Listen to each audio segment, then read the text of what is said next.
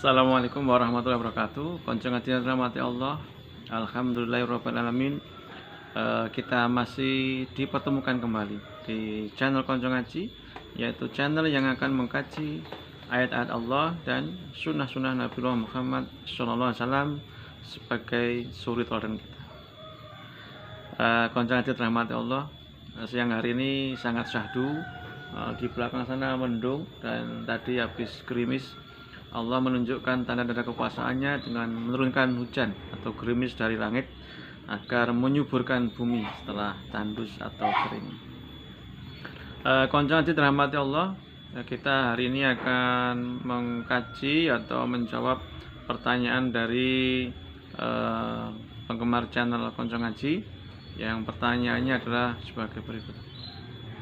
Assalamualaikum Ustaz, tolong dibantu diberikan solusi atau pencerahan sebagaimana hal yang saya alami, yaitu waktu dulu ketika ayah saya meninggal. Saya sudah paham bahwa sesungguhnya tahlilan atau peringatan hari pertama, ketiga, ketujuh, ke-40, 100 dan seterusnya itu tidak dicontohkan oleh Rasulullah SAW. Dengan bukti tidak ditemukan satu riwayat pun ketika istri Rasulullah SAW, yaitu Ibunda Siti Khadijah, wafat, beliau Rasulullah SAW tidak mengadakan tahlilan peringatan kematian atau mengirim doa untuk arwah beliau. Demikian juga ketika Rasulullah SAW wafat, tidak ada satu sahabat pun yang melakukan peringatan kematian atau mengirim doa melalui tahlilan. Demikian juga ketika khalifah-khalifah wafat, tidak ada satu sahabat-sahabat yang melakukan tahlilan atau mengirim doa melalui tahlilan peringatan baik hari pertama sampai ketiga, ketujuh, ke-40 dan seterusnya. Bahkan di dalam Al-Quran surat Ali Imran surat ketiga ayat 71 yang bunyinya a'udzubillahi minasyaitonir rajim. Ya ayyuhal kitaba lima talbisul nal haqqo bil batili wa taktumunal haqqo wa antum ta'lamun. Wahai ahli kitab, mengapa kamu mencampur adukan kebenaran dengan kebatilan dan kamu menyembunyikan kebenaran padahal kamu mengetahui. Jadi Ustadz saat itu saya sudah tahu bahwa hal itu yaitu tahlilan atas kematian ayah saya baik hari pertama, kedua, ketiga, ketujuh dan seterusnya tidak ada tuntunannya, tidak ada perintah dan contoh dari Rasulullah SAW. Tetapi karena Pak Le, ayah saya itu memiliki kekuasaan di dalam keluarga saya, kemudian saya saat itu sudah mengazamkan tidak akan melakukan tahlilan. Kemudian ibu saya dipengaruhi oleh Pak Le-nya ayah saya yang mengatakan bahwa kalau dosanya tak tanggungi, nanti kalau ada dosanya saya menanggung. Sehingga hati ibu saya luruh, kemudian tetap mengadakan tahlilan. Dan saat itu saya menyalami tamu, menerima tamu. Kemudian setelah acara mulai, saya di ruang tamu untuk diam saja tanpa membaca apa yang mereka baca. Nah, Ustaz tolong diberikan pencerahan, apakah yang saya lakukan itu menyelisih perintah Allah dan contoh Rasulullah atau tidak, dan bagaimana sebaiknya saya harus bersikap. Ya, terima kasih. Ini pertanyaan yang luar biasa dan akan kita kaji, kita bahas satu persatu sehingga nanti bisa menjadi muhasabah bagi kita. Apabila kalau ada yang tertimpa suatu ujian seperti itu, bisa mengambil sikap dengan tetap kembali kepada Allah dan Rasulullah. Konco ngaji yang dirahmati Allah, mari kita buka mushaf kita di surat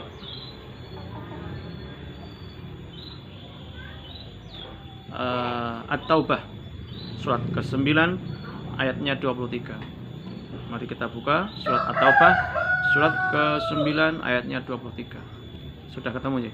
Di HP kan cepat sekali.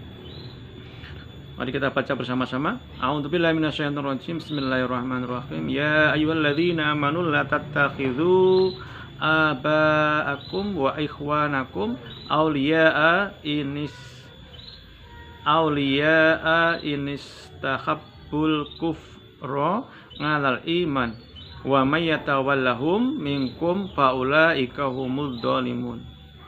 Yang artinya, wahai orang-orang yang beriman, jangan kamu jadikan bapak-bapakmu dan saudara-saudaramu sebagai pelindung jika mereka lebih menyukai kekafiran daripada keimanan.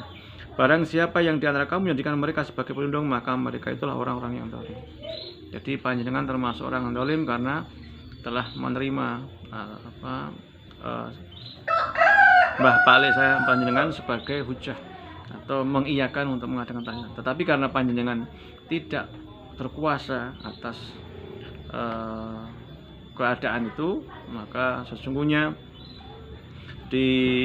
tadi jenengan sudah cerita ketika tahlilan berlangsung jenengan di ruang tamu. Nah, sebaiknya ikuti perintah Allah, yaitu meninggalkan tempat itu ketika acara itu dimulai, atau mungkin sebelum acara itu dimulai itu jauh lebih aman. Sebagaimana firman Allah di dalam surat Al-An'am surat ke-6 ayat 68. A'udzubillahi minasyaitonir rajim. Bismillahirrahmanirrahim. Wa idza ra'aital ladzi yakhuduna fi ayatina fa'arid anhum hatta yakhudu fi hadisin ghairi. Wa imma yunsiyannaka syaitanu fala taq'ud ba'da dzikra ma'al qaumidz zalimin.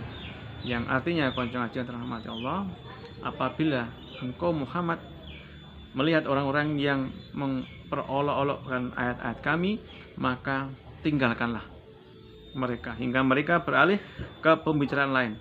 Dan jika setan benar-benar menjadikan engkau lupa akan larangan ini, setelah ingat kembali, jangan engkau duduk bersama orang-orang yang zalim. Jadi sebaiknya solusi saat itu ketika memang panjenengan tidak kuasa untuk menolak diadakannya tahlilan di rumah panjenengan, ketika ayah panjenengan sedo, maka sebaiknya panjenengan meninggalkan rumah sesaat sebelum acara dimulai. Biasanya kan sehabis isya, jadi begitu isya panjenengan sholat isya di masjid, bisa zikir di masjid sampai nanti acara tahlilan itu selesai, baru jenengan pulang ke masjid. Itu jauh lebih aman, jauh lebih hati-hati. Karena ayatnya adalah, apabila engkau yang Muhammad melihat orang-orang memperolok-olokkan ayat-ayat kami, maka tinggalkanlah mereka hingga mereka beralih kepada pembicaraan lain atau kegiatan yang lain. Dan jika setan benar-benar menjadikan engkau lupa, jika kamu lupa pun bahwa hari itu ada acara yang demikian, maka ketika ingat segera tinggalkan atau jangan duduk bersama-sama orang yang zalim. Itu sebagai solusi bahwa ketika kita disudutkan pada ujian-ujian Allah yang menguji iman kita, karena sesungguhnya ketika kita mengaku beriman, maka Allah akan menguji kita.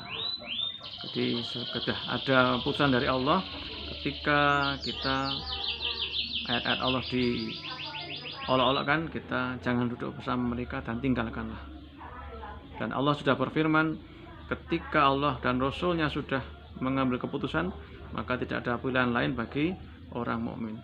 Yang difirmankan di dalam surat Al-Ahzab surat ke-33 ayatnya 36. A'udzubillahi minasyaitonir rajim. Bismillahirrahmanirrahim. Wa ma kana liyu'minu wala mu'minatin idza qadallahu wa rasuluhu amran ayyakuna lahumul khiyaratu min amrihim wa may ya'sillaha wa rasulahu faqad dhalla dhalalam mubina. Dan tidaklah pantas bagi laki-laki yang mukmin dan perempuan yang mukmin yang beriman apabila Allah dan Rasulnya telah menetapkan suatu ketetapan, akan ada pilihan yang lain bagi mereka tentang urusan mereka. Dan barang siapa mendurhakai Allah dan Rasulnya, maka sungguh dia telah tersesat dengan kesesatan yang nyata. Jadi solusinya, ketika panjenengan diberikan solusi, sudah paham bahwa tahlilan tidak ada contoh bagi Rasulullah terhadap orang-orang yang meninggal atau ahli kubur kita, maka jangan itu jadikan hujah. Yang pertama itu jadikan, walaupun yang memberi putusan itu adalah ayahmu atau saudara-saudaramu. Itu yang pertama, seperti yang disebutkan di dalam surat At-Taubah surat ke-9 ayat 23. Jangan kau jadikan bapak-bapakmu dan saudara-saudaramu sebagai pelindung jika mereka lebih menyukai kekafiran daripada keimanan. Yang kedua, tinggalkan ketika acara itu akan berlangsung. Biasanya acara itu kan sehabis isya, maka bisa panjenengan sholat berjamaah isya di masjid sampai acara itu selesai, mungkin berzikir atau membaca Al-Quran atau mengkaji ayat Allah. Kemudian yang ketiga, tadi utusan dari Allah seperti itu dan contoh dari Rasulullah adalah seperti itu. Maka bagi seorang mukmin laki dan perempuan, apabila Allah dan Rasulnya telah menetapkan suatu keputusan, tidak ada pilihan lain bagi mereka. Dan barang siapa mendurhakai atau melanggar keputusan Allah itu, maka sungguh ia telah tersesat dengan dosa ternyata.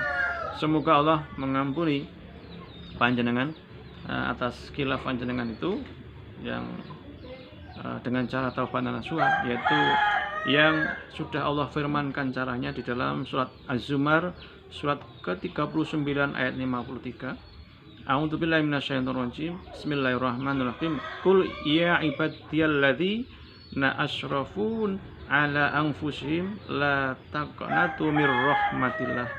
Innallaha yaghfiru dzunuba jami'a. Innahu huwal ghafurur rahim. Katakanlah, wahai hamba-hambaku yang melampaui batas terhadap diri mereka sendiri, janganlah kamu berputus asa terhadap rahmat Allah. Sesungguhnya Allah mengampuni dosa-dosa semuanya. Sungguh dialah yang maha pengampun, maha penyayang. Kenapa disampaikan di sini melampaui batas? Karena panjenengan sudah tahu bahwa tersebut, yaitu tahlilan atau mengirim doa itu tidak dicontohkan Rasulnya dan tidak diperintahkan oleh Allah, tetapi panjenengan masih membersamainya di dalam rumah panjenengan, maka termasuk melampaui batas.